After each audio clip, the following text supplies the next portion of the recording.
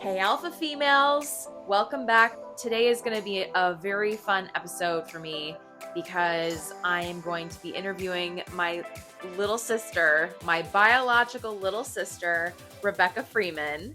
And we're going to learn all about her sorority background and gain some insights from what she's learned. So I am so excited to get to talk to you today, Becky. Thank you so much for coming on the podcast. I was about to say their full government name being used. Rebecca Freeman. Rebecca. Yeah. I have 5 different nicknames, so I'll take whatever you give me today. Yeah, I'm really happy to be on your podcast. Okay, so tell me, what attracted you to sorority life? Well, I was raised in our household, as you know, Yes. and it may have been a somewhat unrelatable experience to have 2 parents that took leadership positions, were part of Greek organizations for all 4 years of college, and then brought all of that experience to the dining room table throughout my entire childhood. Not to say it was it took over every conversation we had, but it would come up undoubtedly. So sorority life was talked about a lot in our household. Yeah, so a lot of my preconceived notions were accurate accounts, luckily, but they were also dated accounts of Greek life and the Greek system. Nonetheless, I still found it really attractive to be part of an organization with multiple majors represented, multiple age groups represented. That was something that stuck out because a lot of campus organizations lack one or the other when they define their focus. It was philanthropy based, but it was also self-improvement based. And all of those things seemed like really attractive qualities in such a important part of life where you're defining, the road ahead for yourself to get exposed to as many people as possible, but also grounded people. So I would say I had a very positive impression of it. That was alongside those out of my house, out away from our dining room table impressions, which came from TV shows. It came from Instagram posts. Because you grew up with Instagram in high school. That's true, yes. Instagram had hit by the time I was still in high school, and even when I was searching for colleges, I could see impressions of college life for different campuses virtually in the palm of my hand, which is a different impression than the Facebook era and the MySpace era beforehand, where it wasn't quite the same. Would take place on a desktop a lot of the time. I mean, I went to school and I started school in 2011, so like by that point, I think it was just Facebook, but I didn't have a Facebook until I graduated, so social media was not at all as involved in my life as it was in yours, I feel like. I started college in 2016. Tumblr era was alive and well. I remember Tumblr. Definitely a different world. Yeah. So when you were touring colleges, I mean, Mom took you to a bunch of schools that had Greek life, specifically our family chapter sorority that I share with my mom and several other family members. But so she had a very pointed goal with that. Fair. I guess it's really a chicken and the egg situation, whether my desire to have Greek life, be a part of my campus experience, or if, it was grounded in Mom's influence. But I always knew I wanted to be part of a diverse, large campus. Yeah. And most diverse, large campuses have Greek life systems on them. I also wanted public. And for the most part, those diverse, large campuses, I was looking at public schools. Most of them have Greek systems. So it was automatically a part of, questions on the campus tour, inquiring about the health of that community and what that looked like for their campus, because it manifests so differently across each one. So you met the sisters at these houses. What was your impression of the girls that were living in the house that probably took you on the tours and told you about their chapters? Yeah, looking back, that is a oddity about my experience. Is I met sorority nobody women. does that. Nobody does that. That's true. Unless you're a friggin' your whole family's been Greek. To provide more detail, I would go on campus tours, and my mom would go off on the side and figure out an email for a president of that local chapter. She'd write them up an email and say, I've got this great, and nothing was against the rules because I was usually a year or more out from actually becoming a potential new member in their system. So it was all in good faith, and I would sometimes visit the chapter house of our family's sorority. So just pause real quick. What Becky's referring to here is called dirty rushing, where it's basically like trying to poach potential new members before they're even in college. If it was going to happen anywhere, I'd say it happens in really competitive places. Right. Which is not what we usually experience here. Yeah. Funny enough, any example of dirty rushing that happened on my campus happened so often via Instagram, believe it or not, because people would put, their school in their bio the second they got admitted.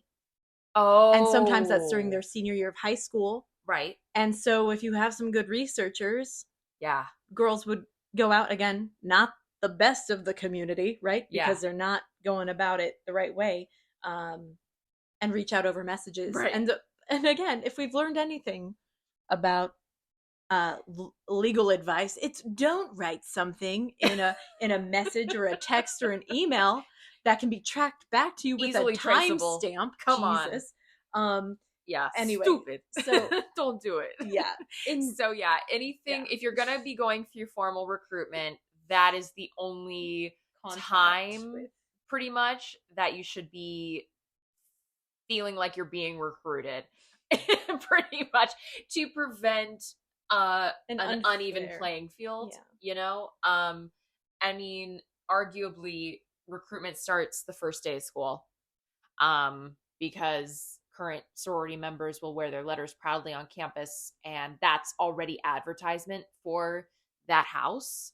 But I think Welcome Week or Greek Week, or maybe not, sorry, it is called Welcome Week. So they would have all the campus clubs and activities, basically having like a fair. We called that the Greek Expo. Expo. Okay, you had it called Expo. But that's pretty much, I would say, when the recruitment really would start. So anything before that is considered no. And I would nitpick here and say, like, the advertisement doesn't begin, just definition wise, don't love the selling of a product. I would say maybe it's the beginning of their exposure to that sorority's PR. Okay. Is it the girl in the letters raising her hand in class? Right. Ideally, those members aren't actively approaching just random women on campus and being like, hi, have you decided to rush? No. That's typically, again, that's also not what happens, because you just hope that people who want to do it on their own devices. They'll go through the system if they want to become part of it. So going back to your, any preconceived notions that you had.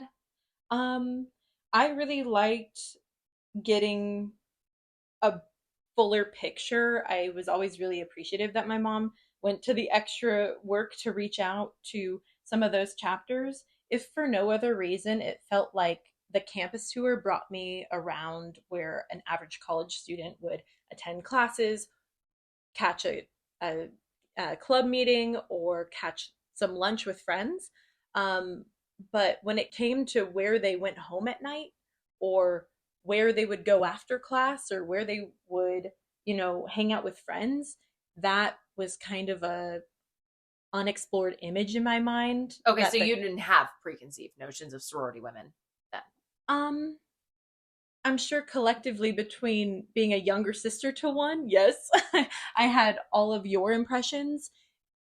But at the same time, I would step on a new campus for a tour and know that everything I held could be completely wrong, because for this campus it's going to look so different. Especially being in California, I got exposed to super small colleges, big colleges, medium colleges, and with Greek communities that manifested in very different ways. Okay. So I liked learning about each campus with each opportunity, and I got to, when I was on the Cal Poly Cal Poly SLO's campus. I got to visit the chapter house of our family sorority, and actually get a tour and walk in and hear about, see everything from a college dorm room type setting to where they take their trash out to how they get their mail. Just very practical things that really helped me explore the image of what my life would look like outside of Instagram, Pinterest, or a TV show, which were a lot of the visuals I had leading up to that. So you ended up going to San Diego State. Mm-hmm. And Scotex. tell me about your fall recruitment experience. What was that like for you? I went through formal fall recruitment at San Diego State in 2016. And anyone who did that same thing within a few years before, a few years after me, I automatically feel bonded to. Whether or not they, ended up in a chapter or not. Why is that? Because it was an intense process. Mm. It was an emotional process because it's basically a job interview with your personality. Right. So it's not... Yeah. What? Yeah, and in the same way that, some people have... I remember someone one time described a breakup to me as someone fully gets to know your personality. Right. And then says, nope, I'm good. And ever since I heard that, I was like, oh my God, a breakup is going to be like the worst thing. Yeah. And I'm not comparing recruitment to a breakup because it's at a lesser extent and they only get so many impressions of you. But it's a rejection, feels like. It's a rejection. When you don't there's get into a automatic house. There's rejection for every single individual in the game. Yeah. Even when you're rejected from one that maybe you're not so excited about. Yeah. It still hits. It still feels, because it's like, oh, even then, want me? Yeah, you want everyone to want you. Yes. Everyone needs to admit that going into the process. Right. And come to terms with maybe no one wants you. And I mean, that sounds like so intense, but at SCSU, it was a numbers game to the extent that there were not enough spots for the women going through. It sounds like you were really nervous going into it because you were like, I don't know if I'm going to get in. There were a lot of people that took themselves out of the game. Okay.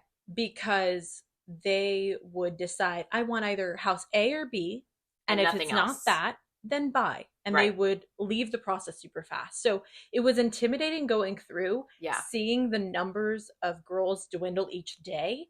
And it felt like, oh, it must be it's a cutting game. Mm-hmm. And that's why we're getting so far down.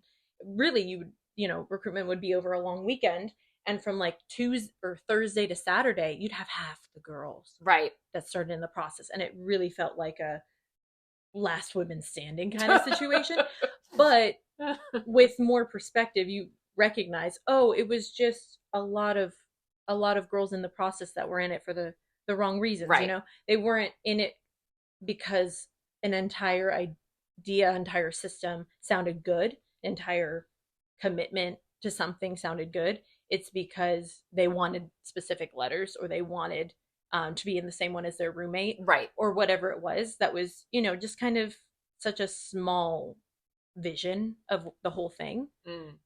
And they were taking themselves out of it. So looking back, I remember feeling like it was, I don't know, Survivor or something. Yeah. Where like your team, I think that's how that show runs. I've actually never watched it, but numbers dwindled. And it felt more serious each time. You'd go from going to every single house at least once to less and less. Right. That's the same for everybody. And we had, yeah. And I think at the time we were at about 8 or 9 chapters on campus. Okay. And large ones. Right. At SCSU, they average anywhere from 180 to 220, I'd say. Okay. 240. 240 women in a single house. Yeah. That is insane. Yeah. My school, we could barely break 100. Yeah. I mean, ebbs and flows obviously happen over the course of several years, but yeah, I mean, we struggled to maintain 80 at points. Yeah. But again, it's different at every campus. And for that same reason, I remember coming home with my stories of SDSU and you and mom just giving me these looks like, what were you doing for how long with how many women? Right. It was a different animal than at Northridge and Long Beach, for sure. And I say that thing about feeling bonded to any woman that went through formal fall recruitment because in this mass event, and it's a lot of coordination behind the scenes that you're not privy to. You just see kind of mobs of women up and down Montezuma Road. That's our main drag of all the Greek houses. You know, in their rompers and their wedges because it's 2016 and we're all wearing rompers. Remember that? All rompers all the time. Yeah. Meanwhile, I was going more like, I remember looking back being so embarrassed because I was wearing like slacks. Yeah, no, I did the same thing. And treating it more job interview-esque. Right. And some people were like, I just really care about looking cute. If you, well, right. And even in conversation based, you know, some of the people just wanted to receive a personality. Right. They didn't really care about your resume, so to speak. And sometimes I think you and me being more serious. Yeah. No, I dressed very seriously. Leaned into that. I did not dress like cute. I dressed like a job interview. Yeah. And I'm telling you, people out there, definitely dress your personality. You don't have to dress like it's a job interview. Yeah. But also don't dress like you're going to the club. It's not, split the two. Yeah. Go somewhere in the middle. I'd say there's a fair amount of resources out there to advise, you know, your dressing decisions at this point. Yeah, and Greek 101 will typically tell you, like, this is what we're seeing, you know, PNMs wearing these days. This is what we'd recommend. Yeah. So tell me about what happened during recruitment. What was the outcome? To you? No. Looking back, there was heartbreak in, you know, not receiving an invitation back. And then there was also almost a little bit of guilt or, you know, self-reflection when I'd get an invitation and not want to go. Yeah. Or I would always go because that was the advice of my recruitment guide, or Rho Gamma for short. Right. And so I always went because you that's how you get the full experience. Mm-hmm. And I always was so grateful I did. But I didn't accept every invitation I got. Really? Okay. And I ended up with my sorority, which was actually a long-standing sorority on the SDSU campus, but had been off campus for the 5 years prior to my freshman year. And it was a chapter being reinstalled. So there were some things that were very long-standing about it. We had a huge amount of alumni. We had a chapter house with our letters on it ready to go, things that a new chapter don't get to benefit from. Right. We had strong national ties with national advisors right there, ready to shake your hand and talk about the sorority in depth. But we didn't have an existing class to recruit us. So I was the alpha class. I was an alpha class member, meaning that I was the first initiation class of my sorority on the campus after that reinstallation. So let's connect the dots a little bit. Yeah. So you went through formal recruitment. Mm-hmm. How did you jump from... So did you get a bid to your house because of formal recruitment? Oh, that's a great question. No. Okay. Because how did you get it? My sorority was not allowed to participate in formal fall recruitment as a colony, if you will, they didn't have existing members from SDSU. Correct. Right. So they weren't allowed to extend bids to membership during formal fall recruitment 2016, but they did present to every member. They did present to every participant of formal fall recruitment as an option. You could become an alpha class member. Okay. And if this process doesn't pan out for you, or you don't want to join any of the houses that you see here in this formal process, know that we're an option. So then when you went through, So you I, decided none of these houses are for me, and it was a mutual decision. yeah, You didn't put in, I like this house and whatever. I went through the full process. I Right. went all the way to preference night. I think, I only had one house left on Hmm. my preference night.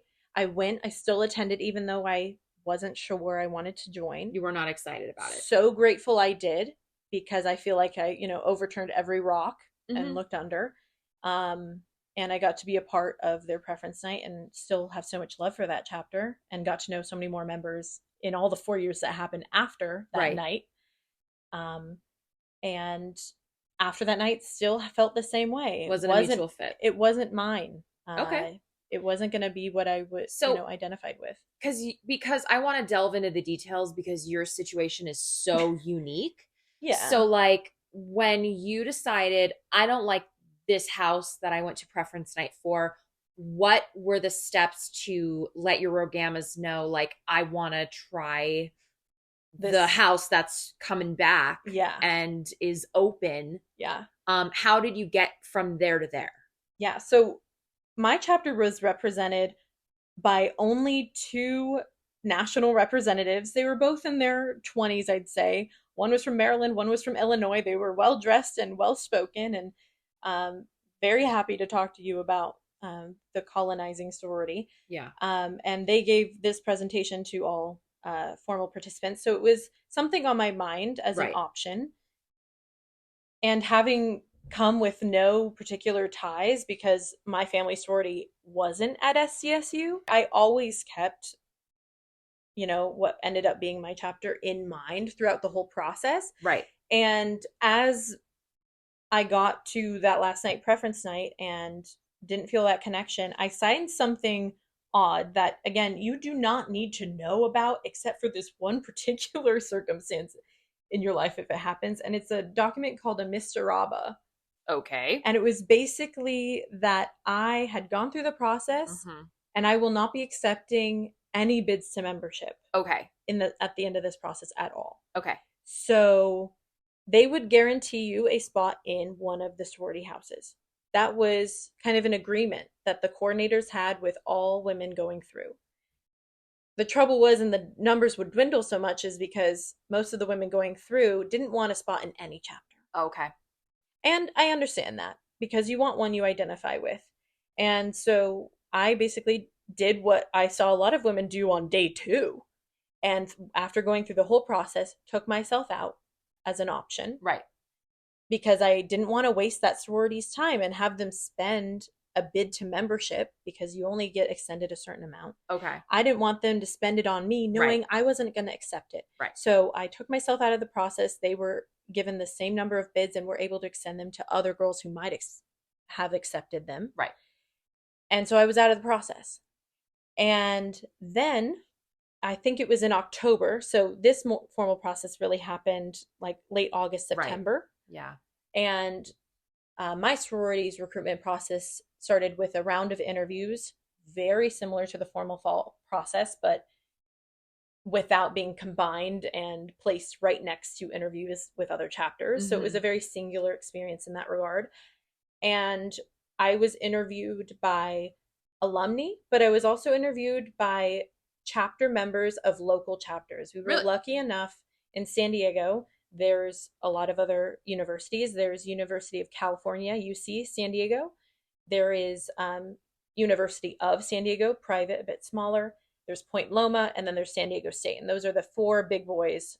Are those the 4? So you're saying your sorority has a chapter on every one of those campuses? Except for Point Loma that I mentioned. Oh my gosh. University of San Diego and then UC San Diego, we both had chapters on that were already doing well. So you interviewed with those women from those chapters. Interesting. Yeah, those women were generous enough with their time to trek over to... I did that for when we installed my sorority on the UC San Diego campus. I was a recruiter of the potential new members on that campus to become part of that chapter. Mm-hmm. So, and in that way, those women, when they, share their time to that process, they kind of share their culture that they've created within their own chapters on their own campus with this undefined culture and personality of the yet to be SDSU chapter. But their excitement shows through because obviously they're there because they love being part of their chapter and they want to, you know, used to call it colonize. Colony, and you have I think it's something different now. As we revisit that word for so many reasons. So that's really cool that you were able to have those conversations. So, and they were among friends too, and I would see them interact, and sometimes we would have it as casual as there's a dessert social, and we would literally show up to a nice venue on campus, and you would just show up in comfortable clothes just as you would in formal fall recruitment, except for you were only there to meet this one sorority. And so was it just one event or no, it was several, and then you would get invited back. Okay. Very similar, but how many events was it total? I think 3. Okay, so it was similar to formal recruitment. Yeah, I think they tried to structure it in a very familiar way too. And a lot of women, most women that were considering membership of my sorority had been through the formal fall recruitment. They knew the gist. Just a couple weeks before. Right. And how many women were going through it with you? Like how an estimated number, how many women were going to these events? There were a lot, but at the same time, they tried to create a lot of opportunity. So I think you needed to attend at least 3 events, but there were more events than that because it didn't have the time commitment that formal fall recruitment was, where they gave you the dates almost like when you committed to the college. They had the dates for formal fall recruitment. You could block off your calendar. These were like a couple hours. Yeah, tops. And they would offer multiple events because, maybe you have a class then. Maybe you have, an internship interview then or whatever. An estimate of how many women were at each event. What would it would estimate? Range anywhere from like 70 to maybe 120 plus, but some events happened over several hours. So you'd see this flow slowly come in. You're only looking at 30, 40 people at a time. Yeah. And obviously a big campus, so they had a big student body to, reach out to. So it makes sense that they would have a lot more traffic through those events than you maybe be used to at your campus. Yeah. And in addition, one of the biggest things that set that process apart was our incoming class. So for a chapter of, let's say, 200 women, they'd have, if you divide that evenly by 4 years, you have a new member of class anywhere around 50 people. Right. Usually it'd be above because of retention. So you want to go with, 70 or 80 girls in case your retention's not good. And by the end of that year, you have 50, 60 women. So we were used to new member classes. We just watched the whole formal fall recruitment. They had selected, maybe 70 girls. We were selecting a whole chapter. So that means like 220 women got bids to membership for my sorority in one go. So did you feel less pressure then in these parties to stand out because you pretty much knew like there's probably going to be a spot for me? I guess so. Okay. So it was less pressure. Yeah. Okay. At the same time, I always had on the table and was thoroughly communicated with by Rho Gammas and other coordinators that you could always go through the formal fall recruitment in your sophomore year. Yeah. And there was a later process. COB. Thank you. Continuous open bidding. And so that was on my mind too.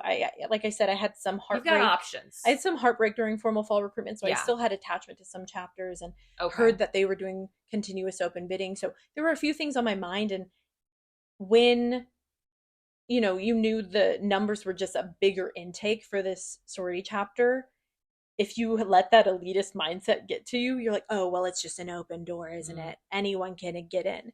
And it wasn't, luckily, weighed that heavily on my mind. And I was just trying to really consider, yes, I really like the chapter ended up joining, and I wanted to be aware of the culture set by these other campuses. But more importantly than anything else, I wanted to look at the girl interviewing next to me. Yeah, that's what I was going to say, because you're literally joining a chapter blind. Yep. This is a brand new chapter. There is no real identity yet. you have these big pillars, right? But when it comes to the nitty gritty and those, but every campus is different. Yeah, and those great, traditions and the personality of a group. A group personality is such an interesting thing because it's automatically multidimensional. It's automatically almost hard to describe, and that was completely unformed. Right. And so I really wanted to pay attention to the women interviewing next to me. And of course, that's when it was final on my bid day. Right. Was usually bid day is community wide. It's across of all of the sororities. The council. It's council wide, I should say. So let's say at SCSU we had 8 to 9 chapters. All 8 to 9 chapters are in the same place, receiving new members with their envelope with an invitation to membership, running towards them all at once. And so it is, like I said, council wide. And, what was yours like? Ours was, a full month after at this point. A full month. Because our recruitment process started after. Right. So you needed time to go through that process. And our bid day included 220 new members. That's insane. And no active members. Right. Versus what we saw as the status quo, which was, let's say, 150 active members and 50 new members. So you get to see this little group run towards this big group and be completely enveloped and welcomed. And I'm glad I kind of had my a very different experience. And if anything, I'd go back and reset my expectations for bid day, because my bid day was very different. It was, okay, how many people can I meet? It was still recruitment in that regard. So I'm curious, what was the deciding factor for you of, okay, you know what? I'm going to make my home here. Was it just kind of like a hope and a prayer? Because, hopefully these women work together and form a cohesive group and we're happy together and we can find sisterhood here. Yeah. But in those couple events, you only really get surface level conversations. I guess I'm curious, what was the deciding factor for you to say, yes, I want to do this? Maybe it's my entrepreneurial spirit. Okay. You could say. But, having gone through the process, the formal fall process, and like I said, I looked under every stone. No stone was unturned. Thank you. I probably am chopping up that saying, as I do with many sayings. I felt like I fully investigated the current offerings among the Panhellenic chapters. Okay. And even the ones I had heartbreak over, so to speak, clearly something went off in my interactions with them that I didn't get, a bid to membership. And so clearly there just wasn't a chapter at SCSU for me at that time. And I wanted Greek life. I wanted it for years at that point. So looks like we're going to make our own. Okay. That's kind of where it was. Looks like we're going to make the chapter we want. And there was so much that was right about my chapter. With, being nationally represented versus a local sorority, I guess you could say. It had a great network. It had great pillars. I loved everything it rested on. I love what most sororities rest on. They choose really good, timeless, effective ideals, values to base on during such a poignant part of young adulthood. And so, and lastly, like I said, I would look at the girl interviewing next to me, and on bid day, that was very eye-opening, to see 220 people all in the same place that were now part of your chapter. You're now going to work alongside next to you to create a culture. And I think that's something I was very happy to be a part of, is creating and curating a culture and organizational identity in a realm where at some points I was maybe disappointed in the responsibility of an individual member in the Greek organization on campus. the weight that they carried as even an individual, a member of a 200-person organization, the weight that rested on their shoulders to define culture, to define organizational personality for the chapter they represented. Mm-hmm. It's a responsibility, it's a privilege, and, to reject toxicity, to embrace uh, a wellness, a group wellness is important. And I was very happy to add something new to Yeah. SCSU at that point. And there were mostly freshmen as a part of my 220 new member Wow. class. Some sophomores in there, a fair amount of sophomores, and a sprinkle of juniors. And that No was seniors. it. No seniors. No seniors.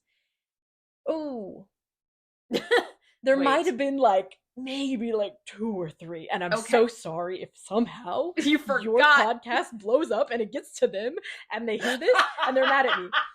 I'm so sorry. But again, they were there for a hot minute, and I was very also inspired by the sophomores and juniors that had been on campus longer, mm-hmm. that also wanted to be a part of this new organization because they had been witness to the Greek organization for that much longer. I had been there for maybe 4 weeks at this point. Yeah, over a year that they were there. And they were there for a year or 2. And they were saying, yeah, our campus needs something new. And I also loved how diverse my new member class was. Yeah. Of course, you can always say, oh, in this photo, yes, everybody looked different and we dressed different, but there was also a great variety of majors offered. You could say in the Greek organizations, sometimes the really intense majors are underrepresented because they are nursing, no nursing majors. I'm pretty sure were in my chapter. Was that different for you? We had a ton of nursing. Really? Yeah. Oh wow. The nursing program at my school was very intense. Oh yeah, and SCSU as well. And what was a really important thing, again, with starting a new organization is kind of that almost reset. This is what other chapters are doing, but we don't have to do that. Yeah. And, we can identify really intense majors and understand it and give more leeway to the civil engineers and the nursing majors when it comes to attendance at certain events and things like that. We can understand that the comm major is probably going to be able to sign up for more committees. The theater major probably won't make it to as many evening events because they have rehearsal. Right. And stuff like that. Yeah. And just with diversity of membership comes greater accessibility. And also greater exposure too. Yes, for the individual members. Mm-hmm. Yeah. Okay, so tell me about your experiences during your collegiate years. I was a busy bee. I think college is no, I kind of knew that before. So after going all these great campus tours and mom hooking me up with, even Greek house tours as well. Yeah. I loved that process. I loved the college dating process, you could say, where you get to expose, just adventure into that whole realm. And within an hour of stepping onto SCSU's campus and getting a campus tour, the person leading my campus tour and the group of people that were in charge of that, I think I remember saying to mom, oh, okay, if I come here, I want to do that. Oh, you wanted to be an ambassador. Yeah, so at SCSU, they're called the SCSU ambassadors, and oh yeah, here we go. They are the official tour guides, orientation leaders, and student representatives of San Diego State University. She's got the spiel ready to go. Ready to go. I have a whole campus tour in the back of my head if you let me, so don't. That's a bonus episode. Bonus. So you were an ambassador. So that was one SCSU. That was one of the things. One of the first involvements I knew I wanted to do before I even applied / even got my admittance. Right. So that was a huge win for me because it was something I applied to late in my freshman year and I didn't get to participate until I was a sophomore. Mm-hmm. So that was a huge defining involvement of my college career. I also took part-time work, also starting in my late freshman year at the Aztec Recreation Center, or ARC for short, which was our campus gym. So I put in about 10 to 15 hours a week doing that for some side money, very appreciated. And I also joined the Greek Life Activities Board. It's not a board that maybe every campus has, but basically we were set up to take a small per capita fee from every Greek organization, cross councils, so IFC, Panhellenic, and our two cultural councils that were on campus. We had 4 councils in total. We represented all of them, and with those very small minimal dues that we collected, we organized an annual Greek Awards celebration as well as an annual Greek Week, which was a week-long council-wide or like cross-council celebration and week focused on shared philanthropy that changed each year. So big leadership positions in that as well for 2 years. And then lastly, in my senior year, was president of Rho Lambda, may not be on every college campus, but was a leadership honor society for sorority women. It was mostly Panhellenic women, but there were women from our cultural sororities that were represented there as well. I was a member for 1 year, and then from the woman who started it on our campus, so it was probably only 2 or 3 years old by the time I became president. So she trusted me with her baby, and I was president of that organization as well. So tell me about your involvement in your sorority during college. I'd say my involvement peaked freshman year in my sorority. Okay. And I don't mean to say that I became a deadbeat after. It just meant that I showed leadership capabilities very early on. And it was just downhill from there? What? Yeah, I guess so. No, very early on, and in this massive group of 220 women, they were like, great. Yeah. Please. So they slated me, and I was slated to be alum engagement officer. And the people slating it were our national representatives. So from my sorority's headquarters, leadership consultants is what we called them. How did you go about getting elected? Oh, sure. There was basically an application similar to a job application where you would say relevant leadership experience. You would write a short blurb. They kept things pretty short because there was a lot to read. And then you would mark off positions you were interested in. And I think they capped it at a certain amount, but ones that you were excited about and would very thoroughly consider. Yeah. Okay. And so I definitely elected for as many as I could. And I was slated as alum engagement director, which was the title at the time. I think it's slightly different. It might be relations. And that was a choice made for me. And I think it was based off of the fact that I, was very good with interacting with people of any generation at any time. I think I came across well, and I came across more mature than my years. And those qualities were identified and put to use in that position. And you took that role on your first year of being in the sorority? Great question. So for my sorority, our leadership positions lasted for a calendar year, so January through December, and doesn't really match up so perfectly with the school year. So I was, yes, a freshman coming into that position in January of my freshman year. So I joined in October, and in January I had a position. Wow. Oh my God. So you jumped in head first. Oh yeah. Jeez. Okay. And I was happy to, because there was so much work to be done. Yeah. It felt. Yeah. And that first year we didn't have our house. We got our house by my sophomore year. But I held that position from January, spring semester freshman year, to fall semester sophomore year. And by the time I had finished with that position, I was already an STSU ambassador, because I had applied, got accepted, and I was being trained and thoroughly into training at that point. And I had accepted an open position on the Greek Life Activities Board.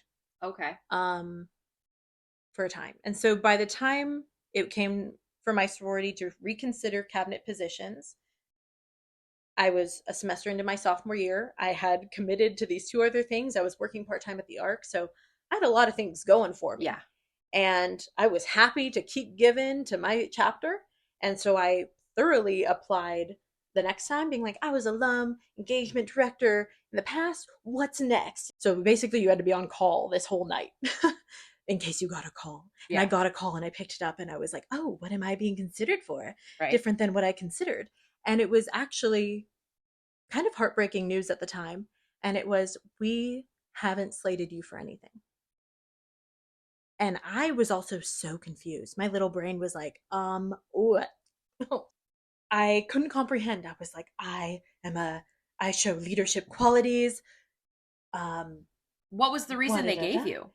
The leadership opportunities offered in this organization are a place among sisters where you can develop as a leader among sisters, among friendly faces and forgiveness. Okay. And we want to give this opportunity to a sister of yours who doesn't have all the opportunities outside of the organization like you do. Interesting.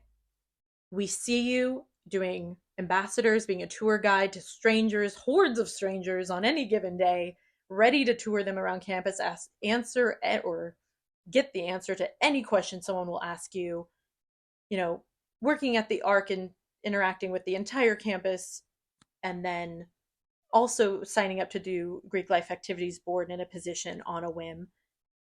You're fine. And sometimes when hard news is delivered so eloquently to you and transparently and with such respect, you're like, wow, I really see this point of view. And it was a really well thought out decision. And I stand by the decision made for me. At the time, I was in complete opposition. Yeah. I wanted to be so involved. Yeah. And I learned so much in the years following. It's funny That's how great. some things will happen and then you understand why they happened and are so grateful in every day after. So tell me a bit about your experiences living in the sorority house. Yeah, I was lucky enough to be a part of a chapter in a Greek community that had houses involved. I was able to live in my sophomore and my junior year. So it was really fun coming back my junior year fully knowing. I was also lucky enough to have those times overlap with renovations to the home. So our quality of living got better. From the house that we previewed my freshman year to the house I got to live in my sophomore year, and then even more renovations my junior year. It had been somewhat neglected. It was like rented out during the 5 years my chapter wasn't on campus, so it needed help. And luckily enough, it was part of my national, or like the national entity of my sorority had purchased the home. Some homes are owned locally by just the local chapter, sometimes managed by local alumni members. And when my chapter was dissolved at SDSU, luckily our national was able to intervene and purchase the property and maintain it. They rented it out for income in the meantime and were able to update it for us when we got back. So that was so much behind the scenes that I slowly learned by maybe junior, senior year.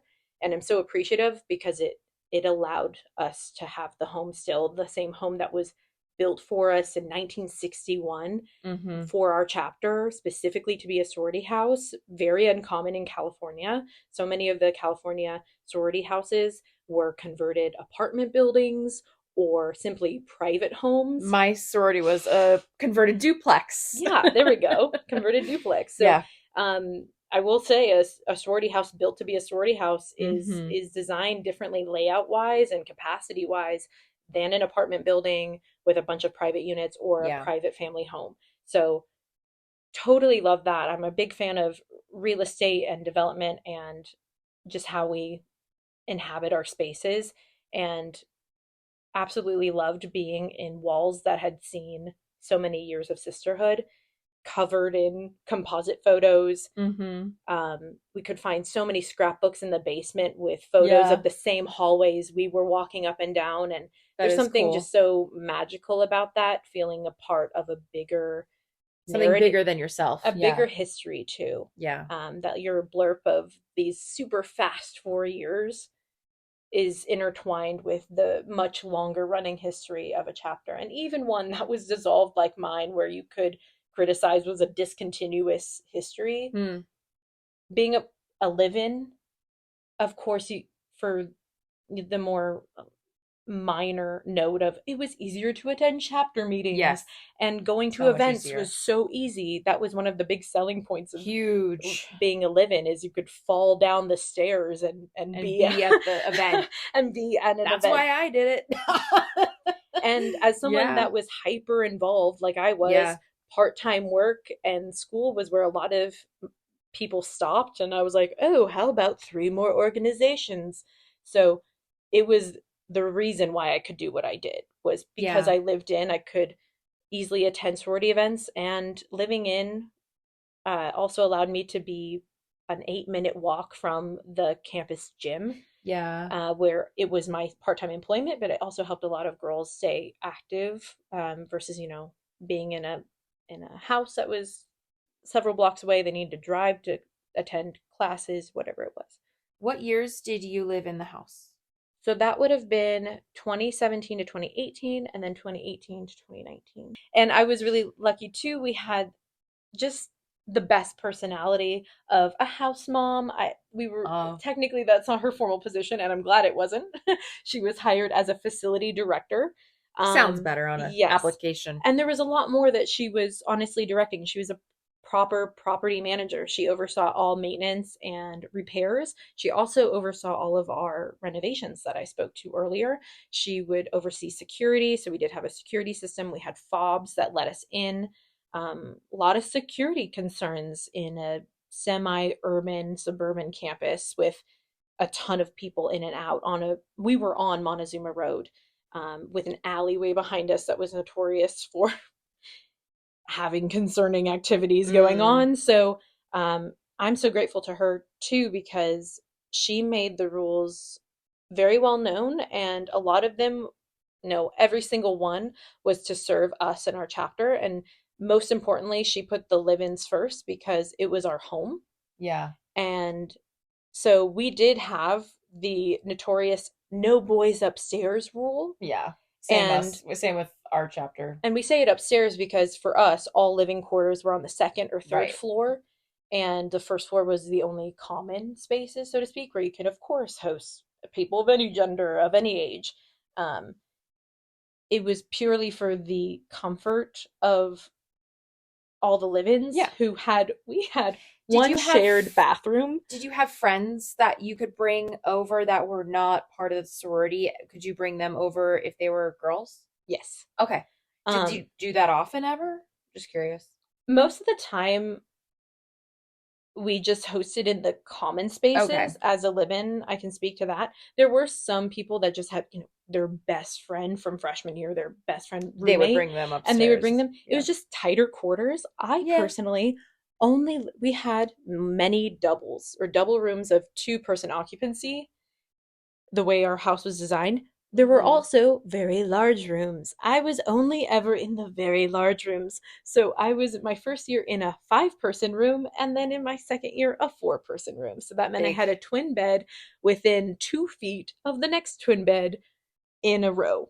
But to be fair, you also deconstructed these bunk beds to become twin beds. So I mean, that does,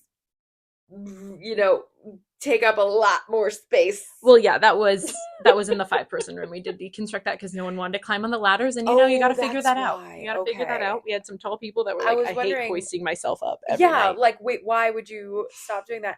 Yeah, and this way everyone could collapse for like a 5-minute nap in between classes, and then pop right back up. Yeah.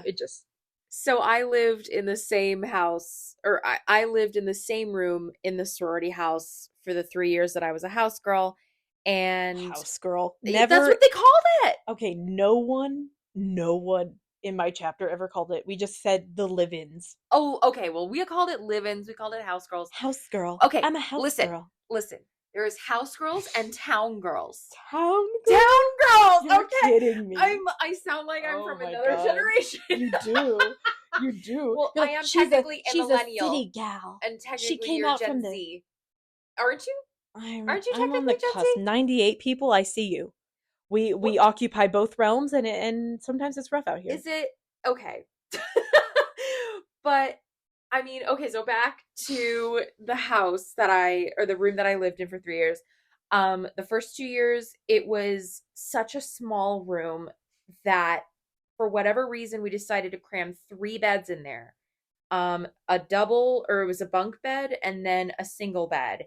And thank God I was able to make the argument that it was a fire hazard because the bed that was the bed that was the bunk bed was blocking the sliding glass door that was a fire exit. And so I'm like, listen, if this thing's going down, I need a way to get out that's not in, it's Clear way out. yeah, a clear way out. And if this is in the way. So Always got to make the fire my hazard last argument when in year doubt. of living in the house, I got my double room, and it was a good last year because my roommate was an amazing sister who Nicole who was also a theater major. She was more on the techie side, but yeah, it was a great last year. It Well, was some of us awesome. were raised in fire and didn't see outside of a twin size bed until they were, oh my God, 21.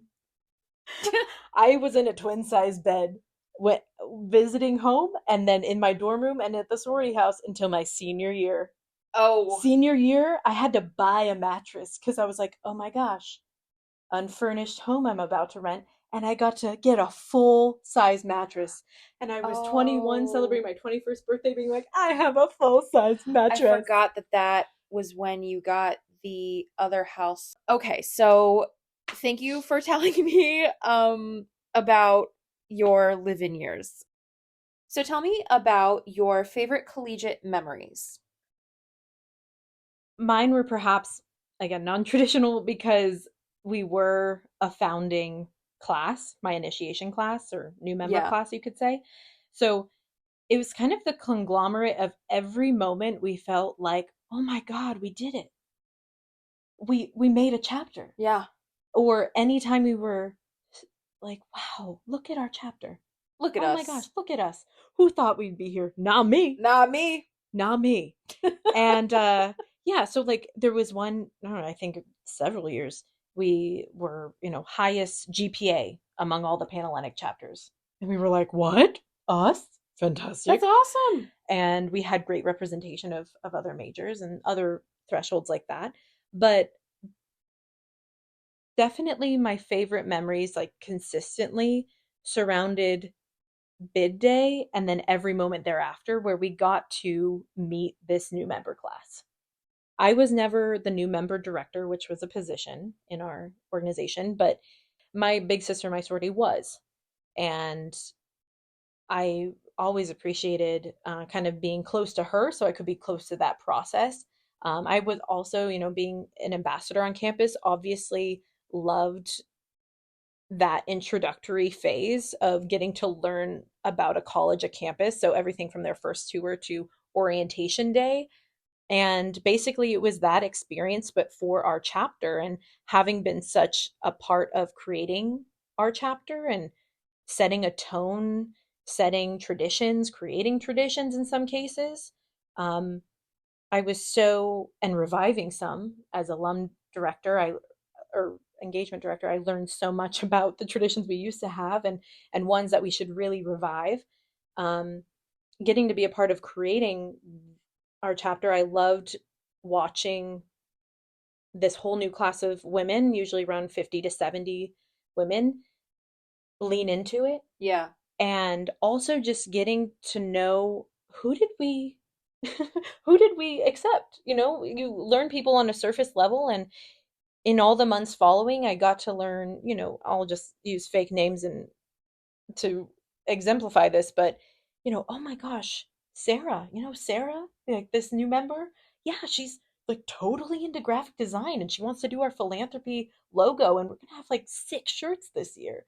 But whatever it is, their strengths and their passions and their personality just come out and you get to expand your organization and expand the identity that again Yeah. you've been trying to curate for like a year or 2 years or 3 years at this point. So I would say every bid day got a little sweeter because Yeah. I was so proud and impressed by the women that would join our organization. Bid day, best day.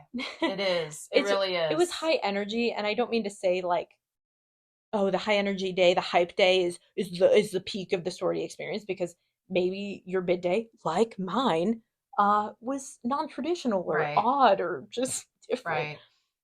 And so I did like engaging in all the bid days that were more traditional thereafter, probably because of that. Yeah. But more than that, it's because we got to meet the future of our organization, and we got to see what women do we attract in the conversations that we host and that we entertain during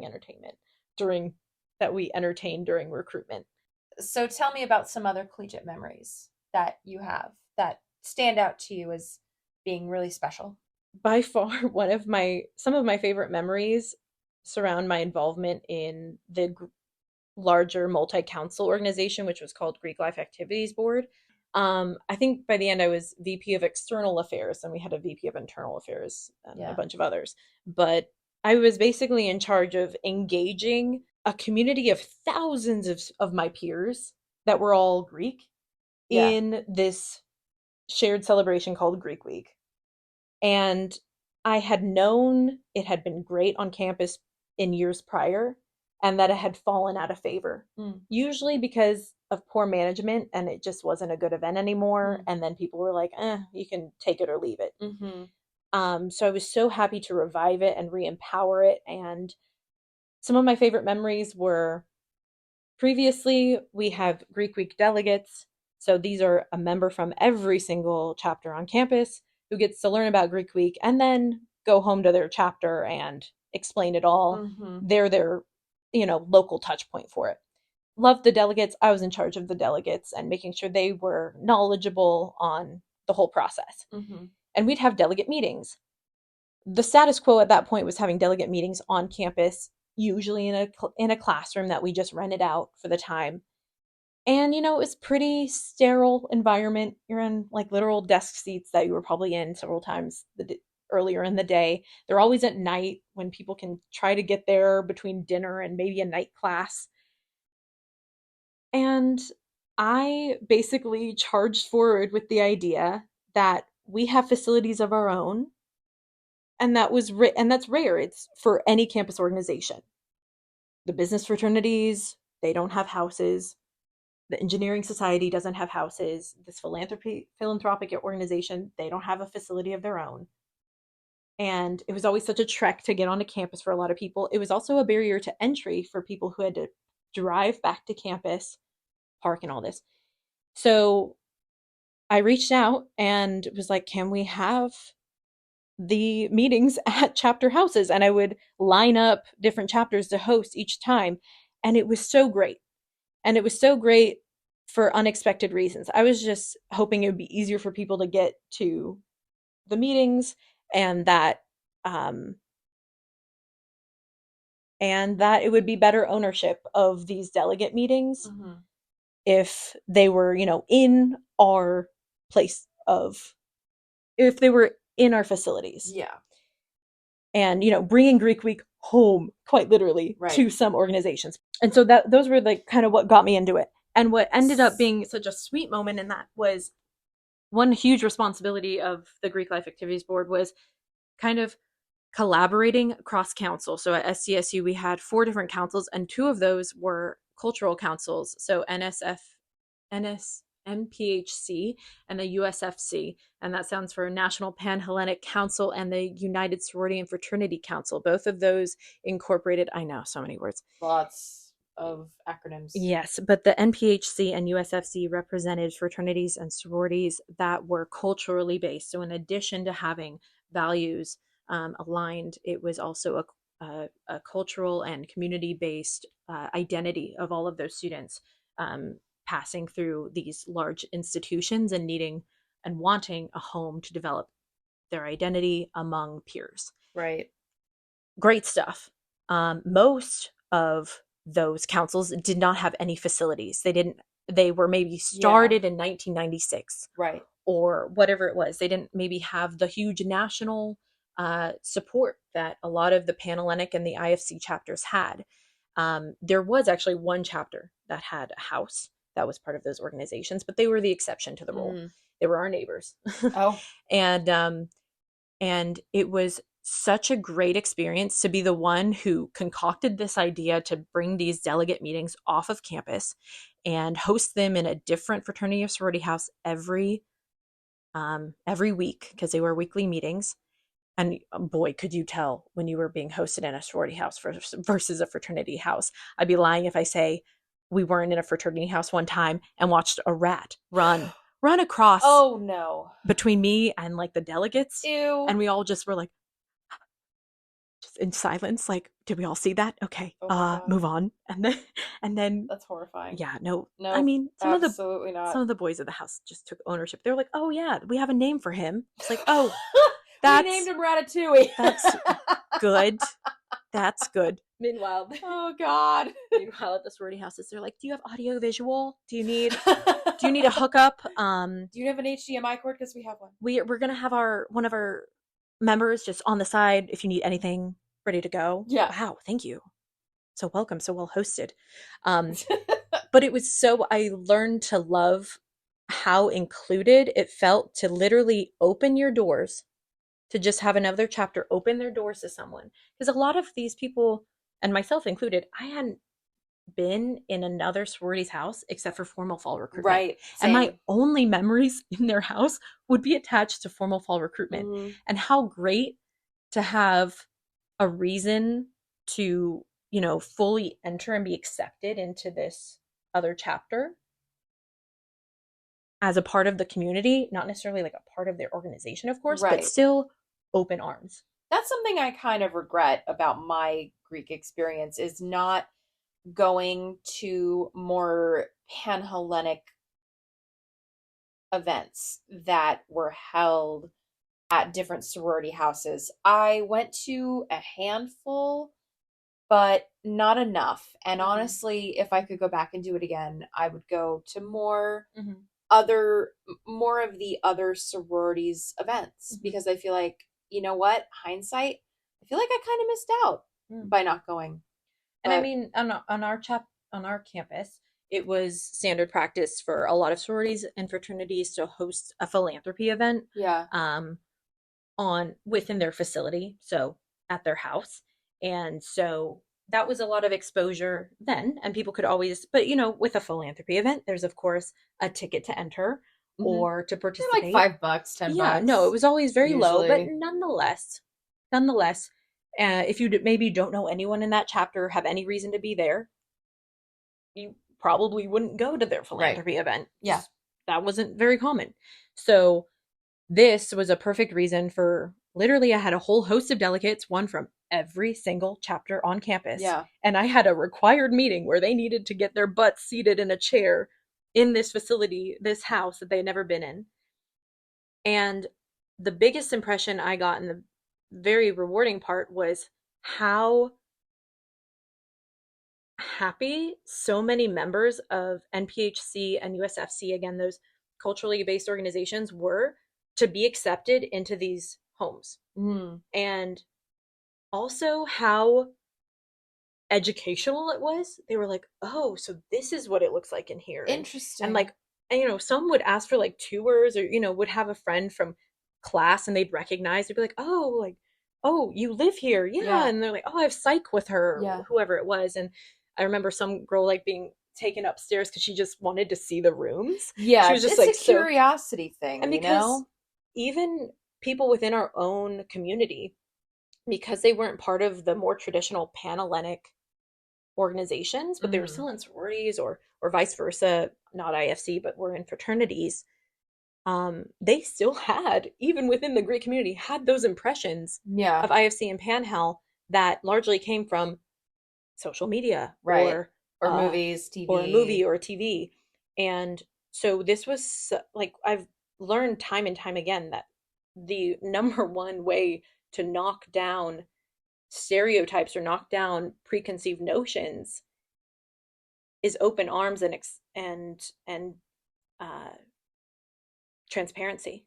And this was such an opportunity. I was like, why on earth would we ever host a delegate meeting in a classroom on campus ever again when you have the chance to parade around people from every single organization on campus into the homes, into the facilities, where they might have, still birthday balloons from their president's birthday, or they have parents visiting their daughter who lives in the house and they're going to walk by while you're in there. It turns them into real people.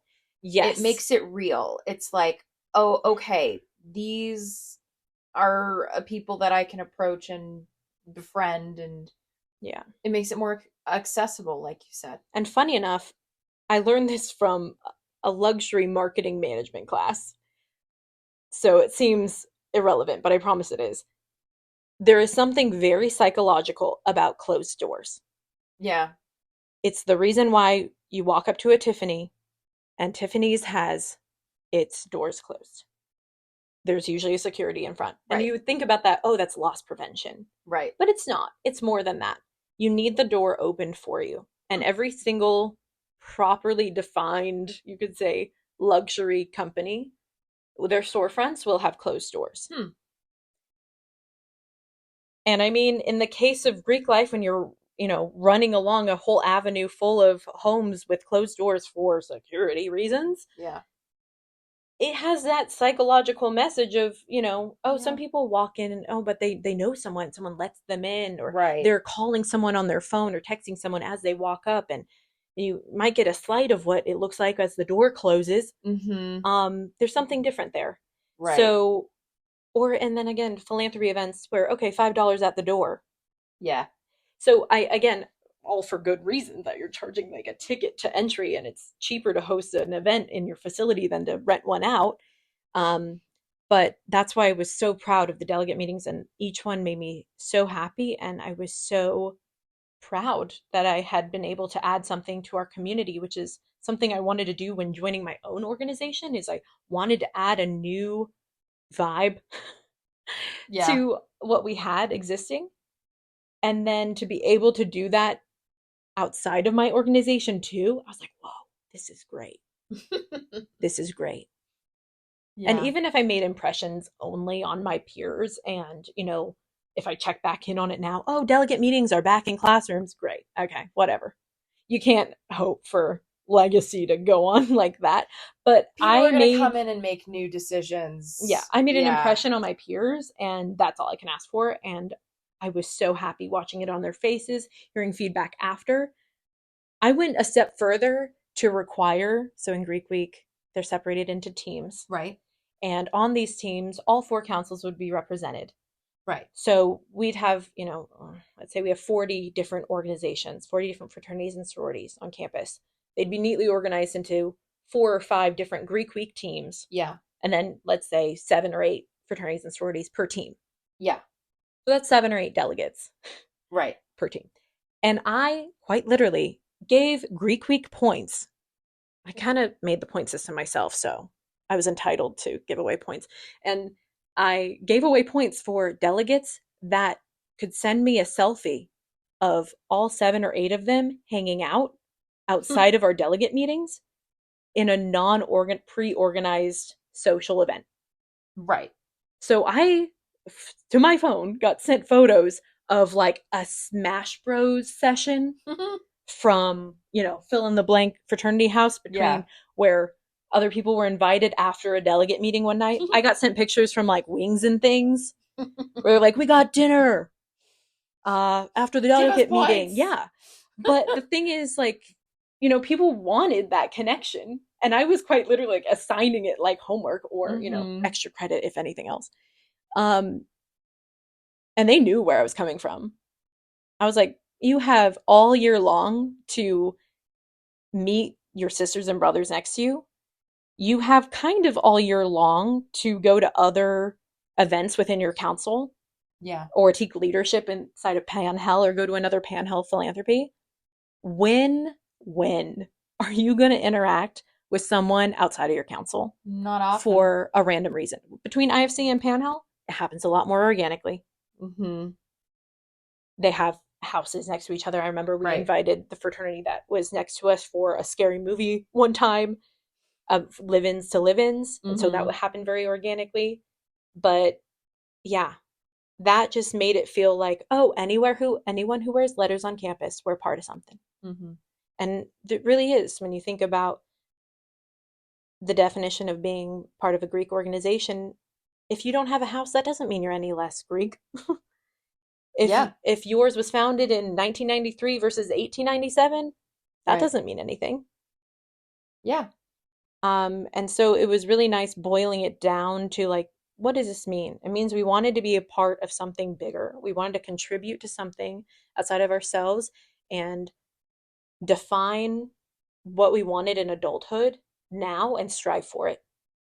That's And great. yeah, that's what I learned to really appreciate. So one of my, yeah, some of my sweetest memories are Greek week. empowered because of being a part of my sorority, because I couldn't have been on the Greek Life Activities Board without being an active member of my Right. sorority.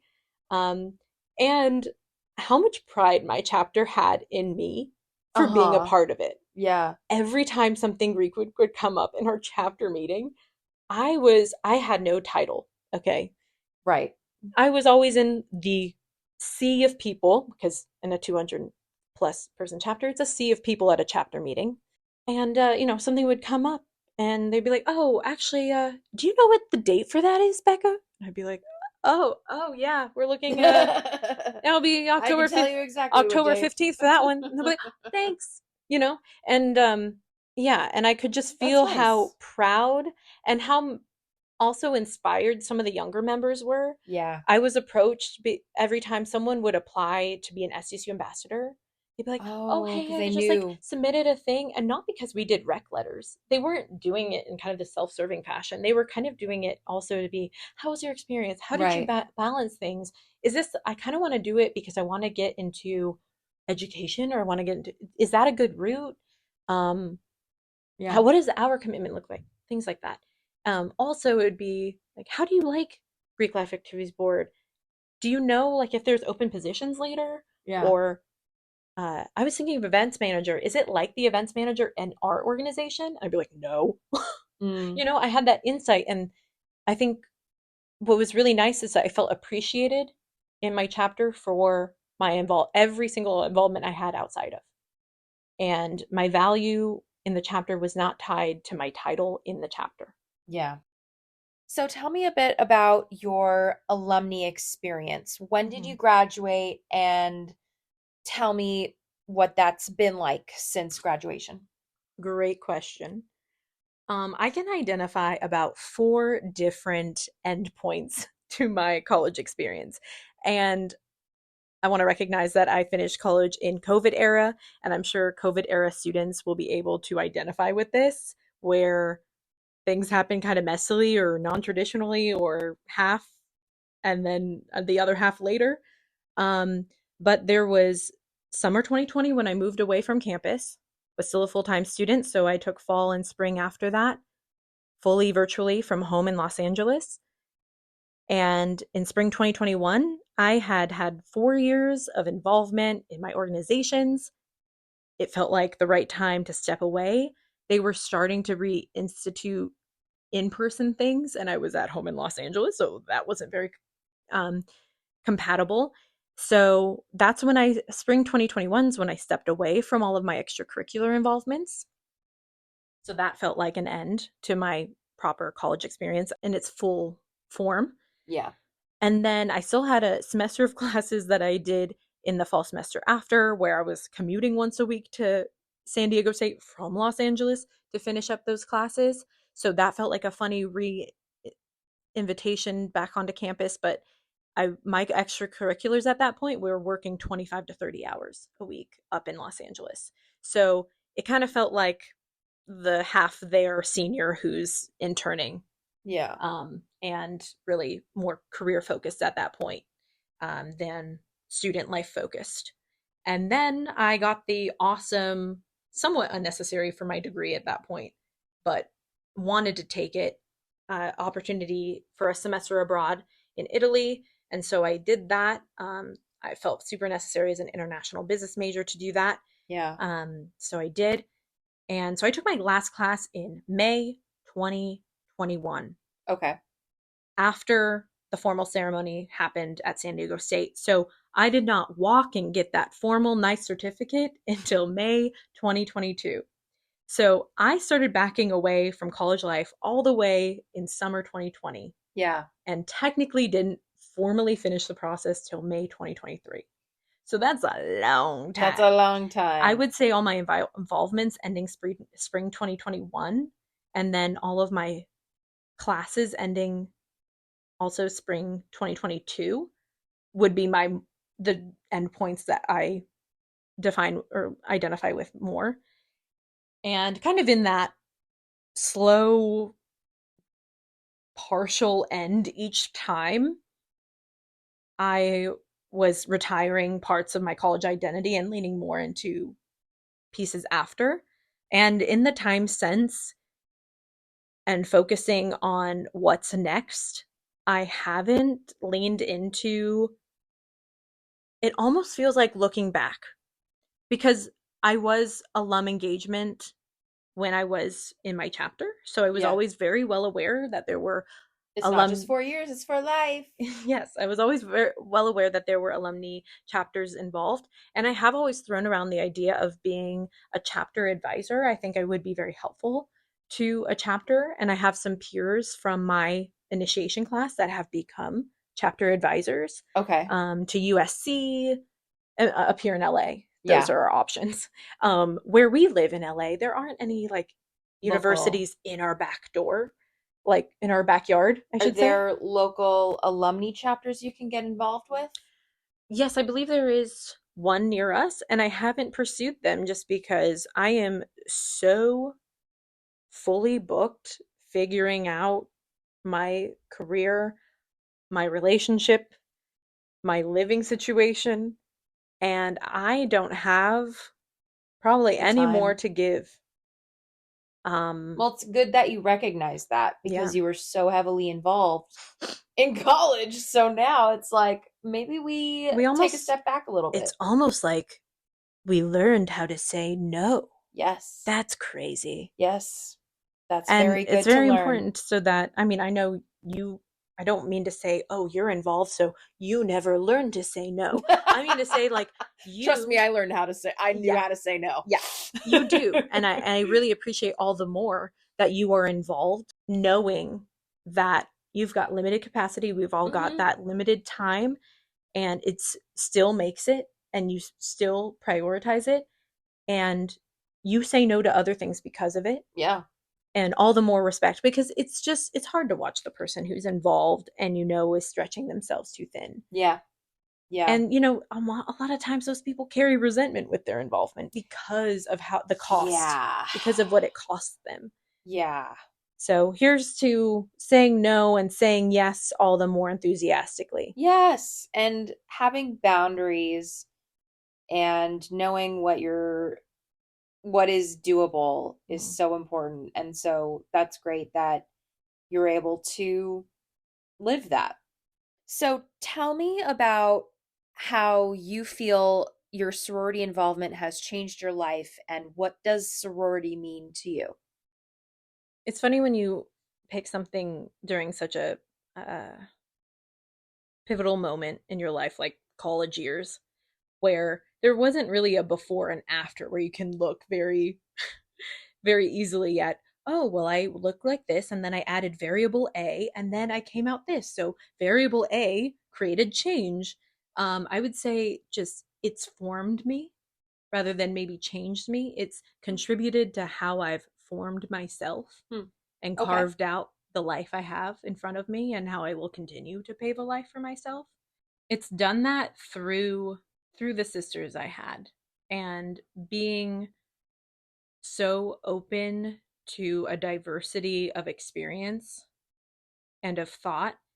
I got to meet so many women raised by different families than me from different parts of the country who wanted different things, different aspirations, different worldviews.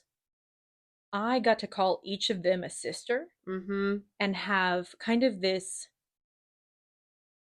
innate respect and connection with them because of this organization. It was this excuse Yeah. almost to connect with someone so different than Right. yourself. Right. And some people will look on that maybe from the outside and judge it and be like, well, you have nothing in common with that person. So wait, why are they your sister?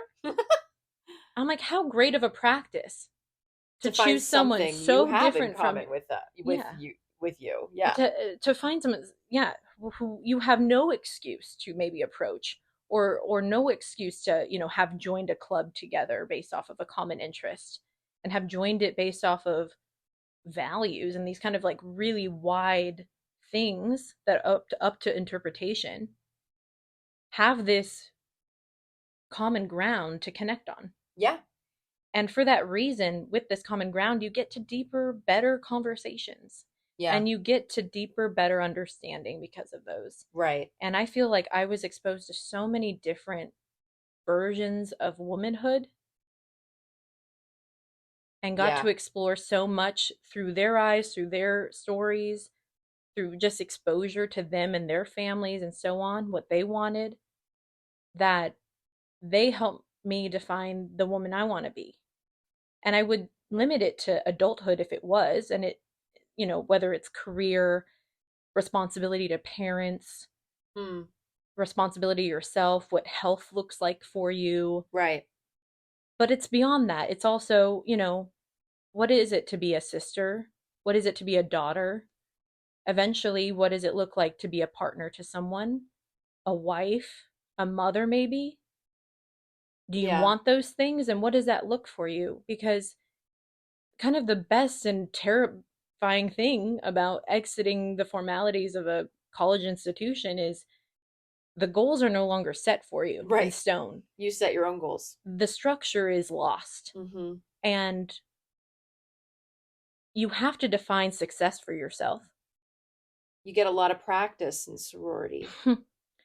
And if you're defining success for yourself, you also need to define what it is you want. And there's so many things to want. And we're so lucky to have multiplicity of options and autonomy to choose those. And a college woman is automatically in a great place to have those options, especially in this day and age. The nice thing about sorority is there's probably going to be a local alumni chapter. Wow, good plug, good plug. I'm just saying. To wrap up that question, that my sorority involvement helped me form who I am today and will continue to do that because of who I got to be introduced to. Yeah.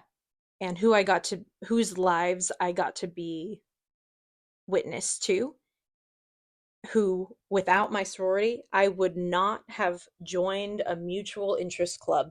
Yeah. I would not have maybe chosen the same apartment to live down the hallway from.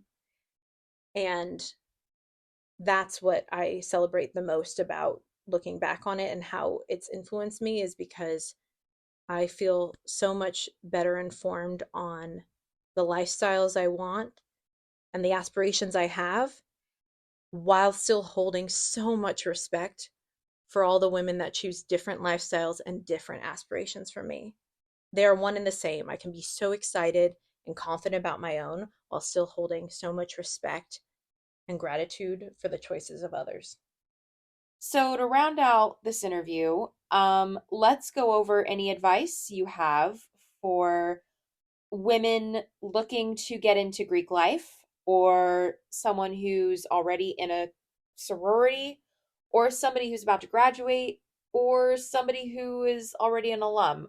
What kinds of advice would you give those people? And you can be specific to the people in those various situations.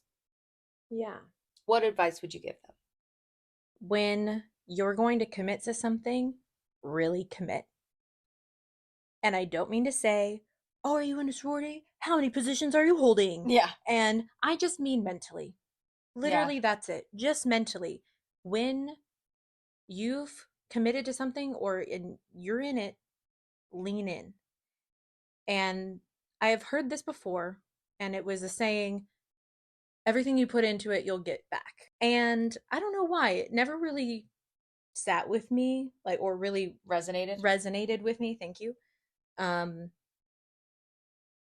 but when I think about it in a commitment sort of way, the reason why a sorority has a lot of worth to any kind of person is because it's kind of serves as this constant foundation during these really turbulent, high, highly volatile 4 years or Yeah. 5 years or 2 years, whatever that looks like for you. Um, I found that it was a source of strength and stability and yeah, like this constant during all of that time because also that stability and that foundation came from my mental commitment to it. I had already mentally committed during my initiation and a little bit beforehand that I was going to join this organization and be in it till the end, Right. till graduation. And I had that largely because I had seen my, or I had heard about my parents doing that, and that being the way to fully experience being a member of a Greek organization. Yeah. And there were examples of I don't want to say that it was rare on my campus to see it happening, but it was a bit more common by the time I was going through college for people to say, I don't have a lot of time anymore. I'm Mm-hmm. just going to peace out junior year. Or I've got this internship and, They would go early alum status? or they would just quit. Wow. And by the time you got these big 200-person organizations, sororities on my campus, you look at their graduating seniors, Yeah. got a group of like 20 girls. Wow. And I was like, that wasn't your initiation class. I know your new No. member class was a lot bigger than that. Yeah, it was the same at my And chapter. while that is an example too of those organizations needing to be more adaptable to the requirements that they set, Accommodating. accommodating as well to Yeah. maintain membership. Maybe it's a reflection of how unaccommodating some of those organizations were. I would want to recognize that. But more so, I could feel there's a culture among people my age where is it serving you? No, cut it. Mm, It's not serving you. Okay. yeah. That's definitely a Gen Z thing. I think Well, I mean, because even when our yeah, I wasn't conversation asking that of myself when I was in college. Is fair. this serving me? Like that just wasn't I just thought do I want to do this or not? But it's Okay. interesting though that there's a difference in the kind of mentality of Right. your classmates um thinking is it serving me? Yeah. Because that question for some reason didn't really cross my mind. It's one of those like therapy questions that Yeah, has entered the larger social conversation. which is great because it's healthy. It is. And I don't mean to belittle, oh, do you ever ask yourself that question? That's dumb. No. Please ask yourself that question. Yeah, Please ask yourself if things in your life are serving you. They should. Things that you give should give back. right. But what was unfortunate to see was too many women and men too. This was happening across all the organizations. Kind of doing that short term thought. Yeah, Does if it's not serving you like this semester, okay, kind of going beyond just your own internal thoughts, asking for those accommodations or asking for, special I've got, yeah, status. and I saw a handful of people do that, being like, I've got this crazy internship this year. I'm an engineer major and I really need exemption from these required events because I want to stay an active member. This is really important to me. In a long term sense, it was so satisfying. I saw it on every single senior's face to graduate as a member of their sorority. And I know a lot of people cut it short because they just thought, it can't work. Yeah, And it unfortunately was a very well established example from other people that, oh, they cut it before their internship and moved on, or right. um, they double majored, or they're studying abroad and it's just not Mm-hmm. convenient. Of course, there's like always a suspension for study abroad with dues. Right, Like it's right. always possible. That's a better trodden path. But everything from family commitments, or they had to move home, and especially during COVID, you saw a lot of changes of residency, like myself, or of different family commitments, and the people that had mentally committed were there. and made it happen, Yeah. and formed the path when it wasn't one that they had seen laid before them. So, what other advice would you give sorority women or those looking to get into sorority life? I guess my second piece might come in the form of,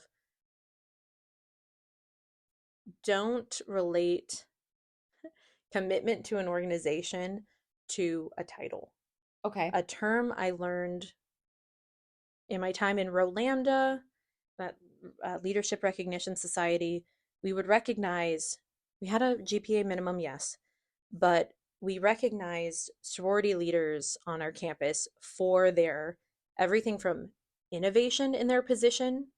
Wow, you started a whole new way to do a philanthropy event, to collaboration. Wow, you did a joint social with this other sorority from our cultural orgs, or whatever it Yeah. was. We would recognize excellence in leadership, in sorority leadership. But not necessarily those holding an officer position. And on occasion, and it wasn't, I mean, the application would ask, what positions have you held in your organization? So there was inherent uh, title connection to the application. But there was always a part of it too that welcomed people who had been leaders in their organization without a title, or Right. titleless leadership. And that was such a really great point to emphasize, because I too was not not admitted to the cabinet of my organization, but I was certainly a leader Right. in my sorority. Those two things were not dependent upon each other. So you're saying you can still get involved, not necessarily having to hold an officer So position. true. And for women who are part of majors, or who have family commitments, or whatever it is, in addition to school, and in addition to your sorority, I should say, don't believe that your commitment and your level of commitment is tied to how many positions you can hold. Mm-hmm. Because you really can be so involved. You can be a voice, a well respected voice in your chapter. You can be heard, if you, especially if you know the right people to go to. Sometimes it's not about how many times you say something, it's about who you say it to. Um, and knowing that if you aren't admitted to the cabinet, or if you're feeling dejected or rejected even within your organization, know that your commitment is mental, it's Yeah. internal. It's not something that'll be outside of yourself. So if you're not feeling in tune, or if, yeah, it's not up to someone else to choose how committed to your organization you are. It's up to you. It's up to you entirely. Yeah. Yeah. Because I was very committed to mine, and that, most of my time in my sorority was after that call. After the call where I was Yeah. not admitted to any cabinet position. Yeah. Any other pieces of advice you can offer? Stay in school, brush your teeth. Oh my gosh. Stay in school. Ooh, that's a good one. That's another one. Yes. Meet with your advisors. Make sure you're on track to graduate. Well, thank you so much for taking me through your sorority journey. Becca, if you want to kind of give us some final thoughts to wrap up this interview, go Yeah. ahead.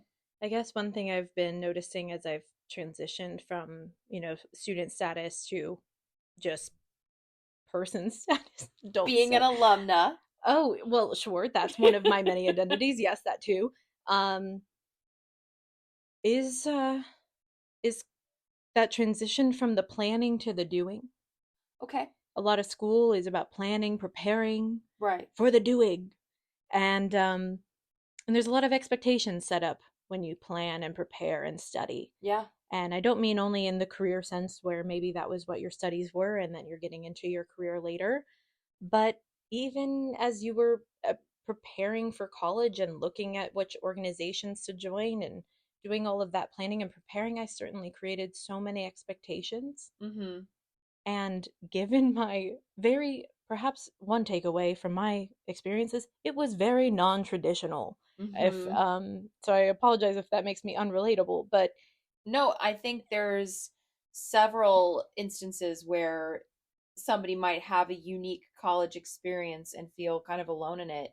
Yeah. So, getting your story out there is helpful to those that are And experiencing I that. think every single one, every single person going through anything with, a status quo, you will have a part of it that is not traditional.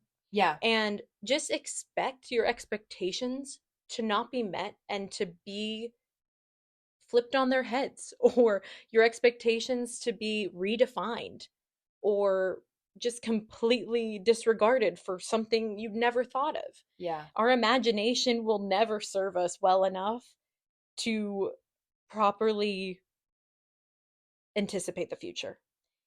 And so, in that preparing mindset, don't get too lost in that and in the expectations that you miss out on the experiencing and the doing, Mm.